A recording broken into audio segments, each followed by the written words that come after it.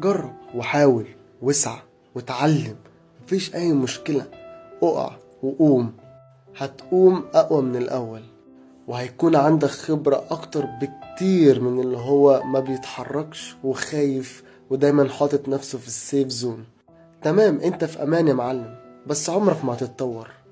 الدنيا دي تحدي، واحنا قابلنا التحدي، وان شاء الله قد التحدي. في حاجات كتير قوي لسه ما عملناهاش، في احلام كتيرة احنا فاكرين اللي هي ماتت، لكن لا، ربنا سايبها لميعاد معين ووقت مناسب. وصدقني عمره ما يخيب ظنك، طول ما انت مستحمل وصابر وراضي وبتقول الحمد لله. هيجي عليك وقت كل المشاكل هتتحل، ومش هتلاحق على خير ربنا، مش هتلاحق على الاخبار الحلوة. واوعى اوعى تحط في دماغك اللي انت قليل، انت حد كبير.